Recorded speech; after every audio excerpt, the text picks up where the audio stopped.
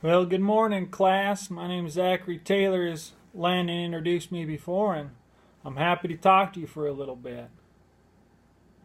Sure.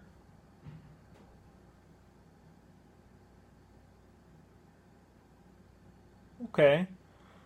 Well, the war is a tricky one because honestly, I wasn't really excited about it. I know President Polk had said it was a few different things, and a lot of the senators had really wanted to argue over the land, but in all honesty, I wasn't really for it. I was down in Kentucky with my wife when I heard that we had declared war, and as I got out here, I really realized that it's simply us bullying these Mexicans and into trying to take their land. And although we offered them money, really when they refused, we decided to start a war over it. And frankly, I don't really appreciate that, and I don't appreciate that our president has put us in that situation. And as I went down there to battle, one of the big battles that I really felt compassion for these Mexican folks was in the Battle of Monterey.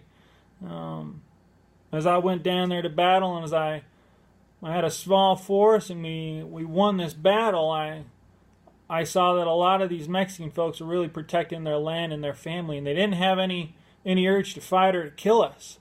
And I proposed that we truce, and that I let the Mexican folks regroup and to survive and to migrate more south so that my troops and I could set up and we could prepare to defend. And I tell you what, Polk didn't like that. He wrote me a letter, and he was mad as all get out, and he was on my hiney. But frankly, I don't really care if you figured out by now. During my time in the military as general, I got the nickname Rough and Ready, because while I'm always prepared and I'm quite the soldier myself, I was ready to do anything, and I'm kind of more laid back. I don't appreciate kind of getting told what to do, and I feel like this was a wrong on these people.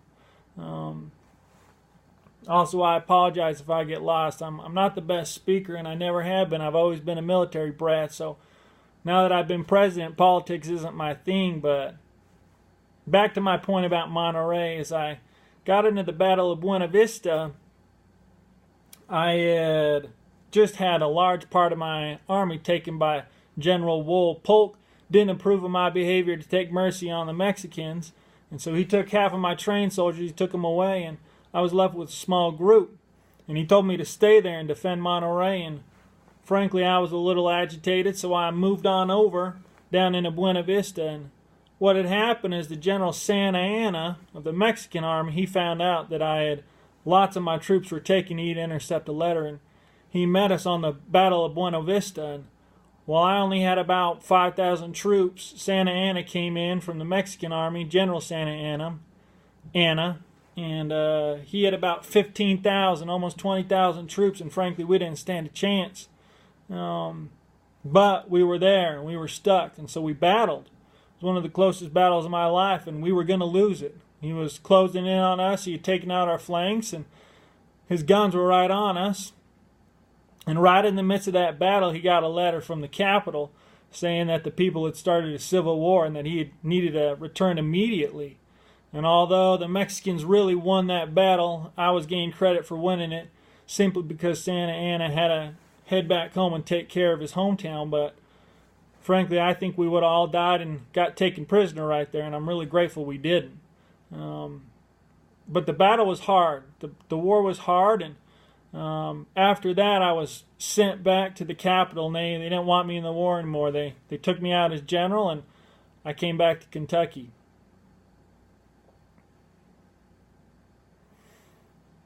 My campaign's an interesting story. I never planned on it. As you can tell, I'm kind of an older guy. I was 60 plus years old when I decided to run for president, and I never had any desire to go into politics. I'd always been a war brat my whole life. And to the north, to kind of the Republicans, I was a big candidate because I was a war hero. I was a general. I had fought in the Indian War, the War of 1812, also as well as the Seminole Wars, and now this Mexican-American War. I had kind of fought and won several big battles, and they really liked me. But at the same time, the Whigs liked me and the South liked me because I'm a slave owner myself, and I have been my whole life. And as they really lobbied against me, they tried to get me to go to either party, I I didn't really tell them what I wanted. I didn't give them my political opinions. I kind of stayed quiet. Like I said before, I'm not a very good speaker, and I didn't want to mess it up. And as I stayed quiet, I slowly figured out that I needed to pick a party, and I chose the Whigs. And representing the Whigs going into the election, a lot of people still liked me, even though I wasn't, Republican, but I had good values. I was a good war hero, and people heard of my morals. And during the election, I won the Electoral College. I won the popular vote, and I was sworn into president just a few weeks ago, as you heard.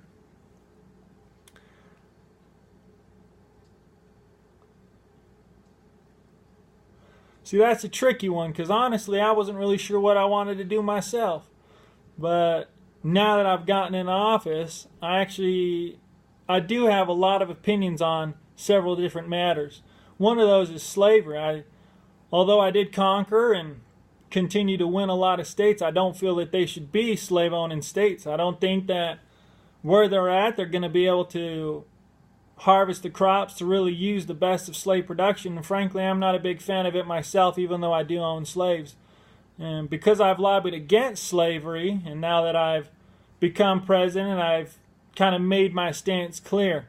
And it's really changed a lot of people's opinions, because I am a slave-owning man myself. But now that they see I'm really not for it, I'm getting a lot of different reactions. Some people like it, some people don't. Even the South threatened to secede. And I told them down there, I said, I'll tell you what, you secede, and I'm going to march my army down there. I'll become the general again. I'll march you down there, and I'll put you in a place myself, because I can't have no one seceding from the American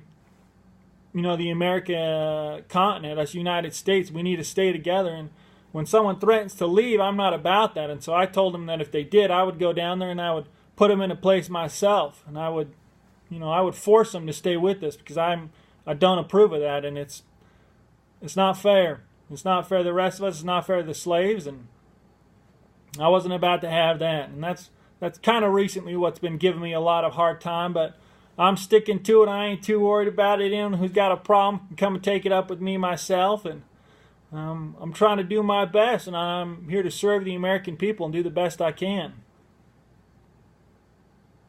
I'm happy to help. I'm happy to be here. Thank you. Have a great day.